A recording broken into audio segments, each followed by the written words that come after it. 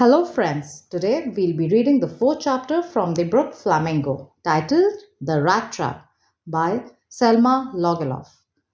Selma Lagerlof was a Swedish writer whose stories have been translated into many languages. A universal theme runs through all of them: a belief that the essential goodness in a human being can be awakened through understanding and love. This story is set amidst the mines of Sweden, rich in iron ore, which figure large in the history and legends of that country. The story is told somewhat in a manner of a fairy tale. Let's begin the story. Once upon a time, there was a man who went around selling small rat traps of wire. He made them himself at odd moments from the material he got by begging in the stores or at the big farms. But even so, the business was not especially profitable, so he had to resort to both begging and petty thievery to keep body and soul together. Even so, his clothes were in rags, his cheeks were sunken, and hunger gleamed in his eyes. No one can imagine how sad and monotonous life can appear to such a vagabond who plods along the road left to his own meditations. But one day this man had fallen into the line of thought, which really seemed to him entertaining. He had naturally been thinking of his rat traps when suddenly he was struck by the idea that the whole world about him, the whole world with its lands and seas, its cities and villages, was nothing but a big rat trap.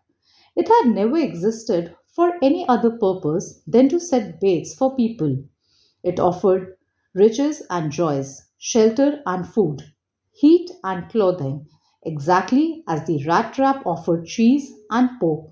And as soon as anyone let himself be tempted to touch the bait, it closed in on him.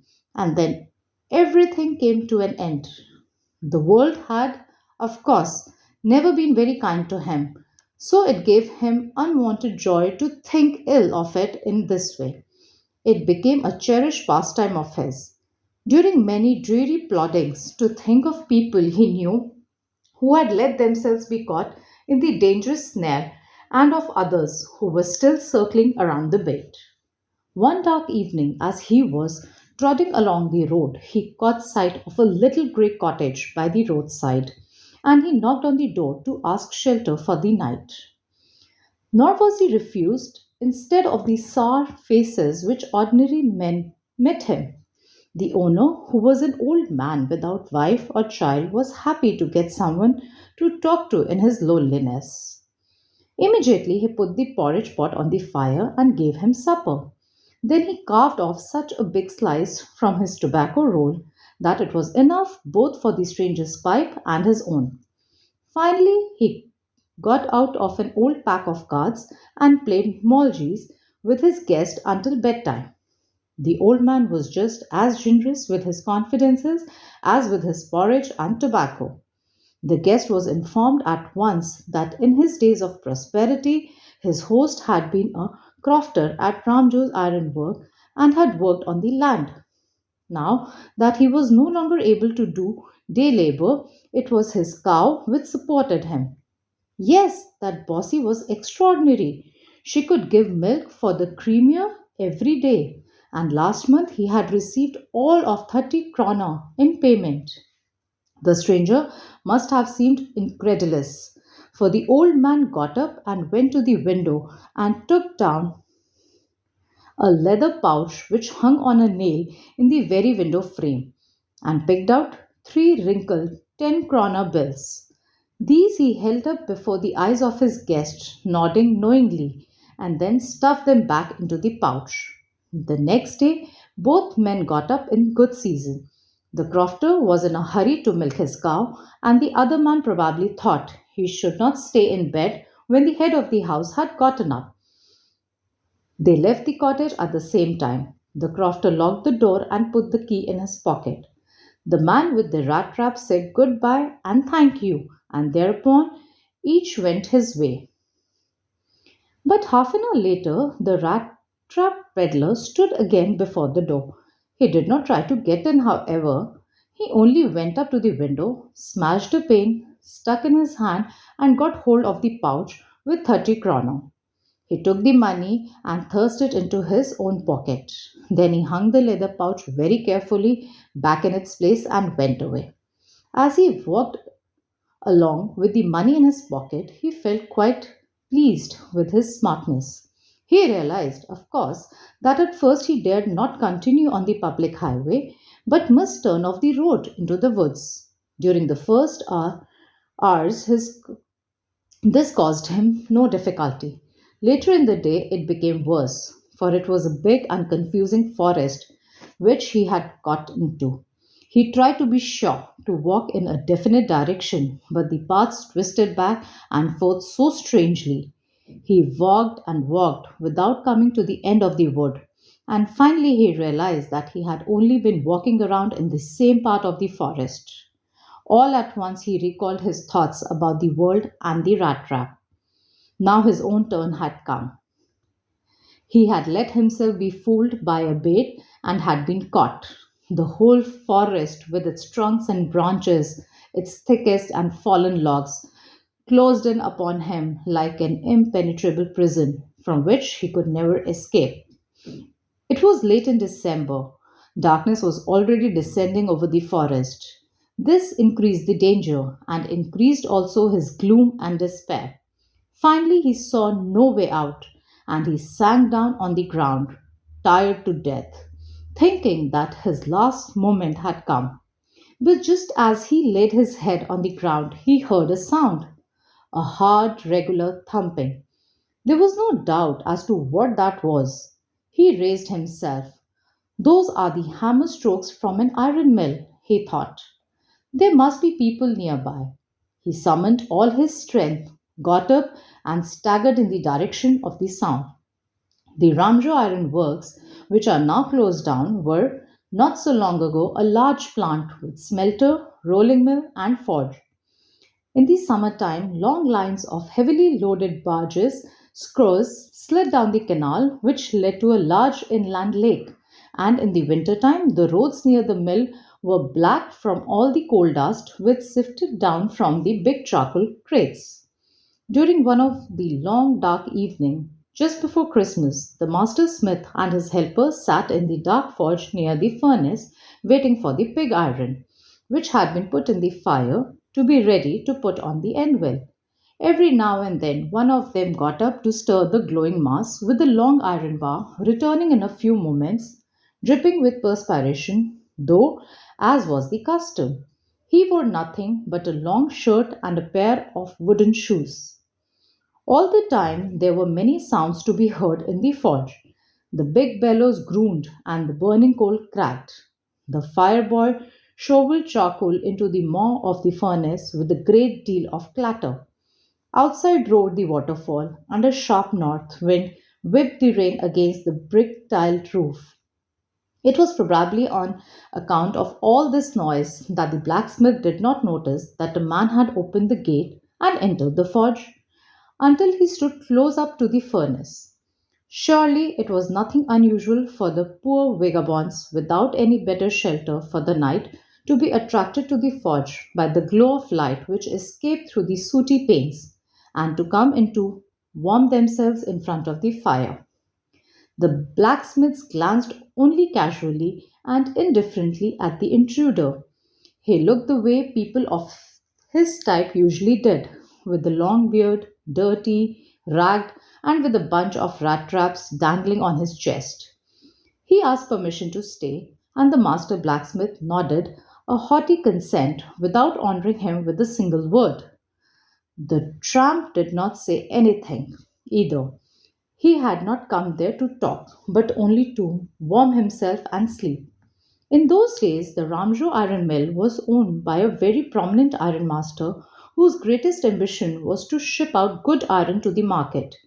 He watched both night and day to see that the work was done as well as possible, and at this very moment he came into the forge on one of his nightly rounds of inspection.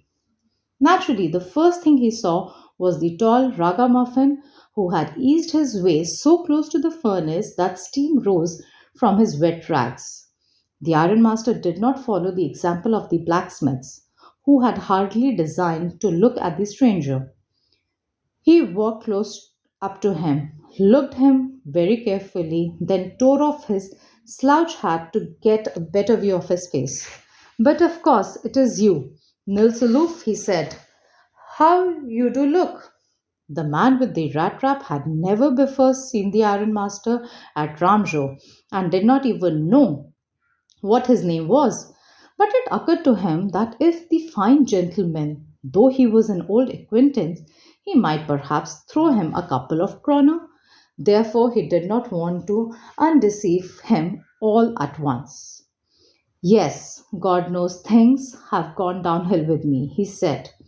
You should not have resigned from the regiment, said the ironmaster. That was the mistake. If only I had still been in the service at that time, it never would have happened. Well, now of course you will come home with me. To go along up to the manor house and be received by the owner like an old regimental comrade, that, however, did not please the tramp. No, I couldn't think of it, he said, looking quite alarmed. He thought of the 30 kroner. To go up to the manor house would be like throwing himself voluntarily into the lion's den. He only wanted a chance to sleep here in the forge and then sneak away as inconspicuously as possible. The ironmaster assumed that he felt embarrassed because of his miserable clothing. Please don't think that I have such a fine home that you cannot show yourself there, he said. Elizabeth is dead, as you may already have heard. My boys are abroad, and there is no one at home except my oldest daughter and myself. We were just saying that it was too bad we didn't have any company for Christmas. Now come along with me and help us make the Christmas food disappear a little faster. But the stranger said no, and no, and again no, and the ironmaster saw that he must give in. It looks as though Captain Von Stale preferred to stay with you tonight, Sir Johnam, he said to the master blacksmith, and turned on his heel. But he laughed to himself, and he went away, and the blacksmith, who knew him, understood very well that he had not said his last word. It was not more than half an hour before they heard the sound of carriage wheels outside the forge, and a new guest came in. But this time it was not the ironmaster. He had sent his daughter, apparently hoping that she would have better powers of persuasion than he himself. She entered, followed by a valet, carrying on his arm a big fur coat. She was not at all pretty, but seemed modest and quite shy. In the forge, everything was just as it had been earlier in the evening. The master blacksmith and his apparition still sat on their bench, and iron and charcoal still glowed in the furnace. The stranger had stretched himself out on the floor and lay with a piece of pig iron under his head and his hat pulled down over his eyes. As soon as the young girl caught sight of him, she went up and lifted his hat. The man was evidently used to sleeping with one eye open. He jumped up abruptly and seemed to be quite frightened. My name is Edla Wilminson, said the young girl. My father came home and said that you wanted to sleep here in the forge tonight, and then I asked permission to come and bring you home to us. I'm so sorry, Captain, that you are having such a hard time. She looked at him compassionately with her heavy eyes, and then she noticed that the man was afraid. Either he has stolen something or else he has escaped from jail, she thought, and added quickly, you may be sure, Captain, that you will be allowed to leave us just as freely as you came. Only please stay with us over Christmas Eve. She said this in such a friendly manner that the Rattrap peddler must have felt confidence in her. It would never have occurred to me that you would bother with me yourself, miss, he said. I will come at once. He accepted the fur coat which the valet handed him with a deep bow, threw it over his rags, and followed the young lady out to the carriage without granting the astonished blacksmith so much as a glance. But while he was riding up to the manor house, he had evil forebodings. Why the devil did I take the fellow's money? he thought. Now I'm sitting in the trap and will never get out of it. The next day was Christmas Eve, and when the ironmaster came into the dining room for breakfast, he probably thought with satisfaction of his old regimental comrade, whom he had run across so unexpectedly. First of all, we must see to it that he gets a little flesh on his bones, he said to his daughter, who was busy at the table. And then we must see that he gets something else to do than to run around the country selling rat traps. It is queer that things have gone downhill with him as badly as that, said the daughter. Last night I did not think there was anything about him to show that he had once been an educated man. You must have patience, my little girl, said the father. As soon as he gets clean and dressed up, you will see something different. Last night he was naturally embarrassed. The tramp manners will fall away from him with the tramp clothes. Just as he said this, the door opened and the stranger entered. Yes, now he was truly clean and well dressed. The valet had bathed him, cut his hair, and shaved him. Moreover, he was dressed in a good looking suit of clothes which belonged to the ironmaster. He wore a white shirt and a starched collar and whole shoes. But although his guest was now so well groomed, the ironmaster did not seem pleased.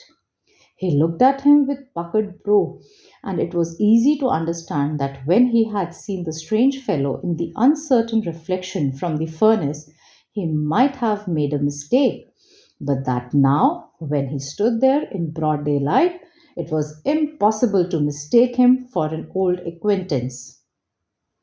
What does this mean? He thundered. The stranger made no attempt to dissimulate. He saw at once that the splendor had come to an end. It is not my fault, sir, he said. I never pretended to be anything but a poor trader, and I pleaded and begged to be allowed to stay in the forge. But no harm has been done. At worst, I can put on my rags again and go away. Well, said the ironmaster, hesitating a little, it was not quite honest either. You must admit that, and I should not be surprised if the sheriff would like to have something to say in the matter. The tramp took a step forward and struck the table with his fist. Now I'm going to tell you, Mr. Ironmaster, how things are, he said. This whole world is nothing but a big rat trap. All the good things that are offered to you are nothing but cheese rinds and bits of pokes, set out to drag a poor fellow into trouble. And if the sheriff comes now and locks me up for this, then you, Mr. Ironmaster, must remember that a day may come when you yourself may want to get a big piece of pork, and then you will get caught in the trap. The ironmaster began to laugh. That was not so badly said, my good fellow. Perhaps we should let the sheriff alone on Christmas Eve. But now get out of here as fast as you can. But just as the man was opening the door, the daughter said, I think he ought to stay with us today. I don't want him to go. And with that, she went and closed the door. What in the world are you doing? Said the father. The daughter stood there quite embarrassed and hardly knew what to answer. That morning she had felt so happy when she thought how homelike and Christmassy she was going to make things for the poor hungry wretch. She could not get away from the idea all at once, and that was why she had interceded for the vagabond. I'm thinking of this stranger here, said the young girl. He walks and walks the whole year long, and there is probably not a single place in the whole country where he is welcome and can feel at home. Wherever he turns, he is chased away. Always he is afraid of being arrested and cross examined. I should like to have him enjoy a day of peace with us here. Just one in the whole year. The ironmaster mumbled something in his beard. He could not bring himself to oppose her. It was all a mistake. Of course, she continued, but anyway, I don't think we ought to chase away a human being whom we have asked to come here and to whom we have promised Christmas cheer. You do preach worse than a parson, said the ironmaster. I only hope you won't have to regret this. The young girl took the stranger by the hand and led him up to the table. Now sit down and eat, she said, for she could see that her father had given in. The man with the rat trap said not a word. He only sat down and helped himself to the food. Time after time he looked at the young girl who had interceded for him. Why had she done it? What could be crazy idea be? After that Christmas Eve at Ramjo passed just as it always had. The stranger did not cause any trouble because he did nothing but sleep. The whole forenoon he lay on the sofa in one of the guest rooms and slept at one stretch. At noon they woke him up so that he could have his share of good Christmas fare, but after that he slept again. It seemed as though for many years he had not been able to sleep as quietly and safely as here at Ramjo. In the evening, when the Christmas tree was lighted, they woke him up again, and he stood for a while in the drawing room, blinking as though the candlelight hurt him. But after that, he disappeared again. 2 hours later, he was aroused once more. He then had to go down into the dining room and eat the Christmas fish and the porridge. As soon as they got up from the table, he went around to each one present and said thank you and good night. But when he came to the young girl, she gave him to understand that it was her father's intention that the suit which he wore was to be a Christmas present. He did not have to return it, and if he wanted to spend next Christmas Eve in a place where he could rest in peace and be sure that no evil would befall him, he would be welcome back again. The man with the rat trap did not answer anything to this. He only stared at the young girl in boundless amazement. The next morning, the ironmaster and his daughter got up in the good season to go to the early Christmas service. Their guest was still asleep, and they did not disturb him. When, at about 10 o'clock, they drove back from the church, the young girl sat and hung her head even more dejectedly than usual. At church, she had learned that one of the old crofters of the ironworks had been robbed by a man who went around selling rat traps. Yes, that was a fine fellow you let into the house, said her father. I only wonder how many silver spoons are left in the cupboard by this time. The wagon had hardly stopped at the front steps when the ironmaster asked the valet whether the stranger was still there. He added that he had heard at church that the man was a thief. The valet answered that the fellow had gone and that he had not taken anything with him at all. On the contrary, he had left behind a little package which Williamson was to be kind enough to accept as a Christmas present. The young girl opened the package, which was so badly done up that the contents came into view at once. She gave a little cry of joy. She found small rat trap, and in it lay three wrinkled 10 kroner notes. But that was not all. In the rat trap lay also a letter written in large, jagged characters.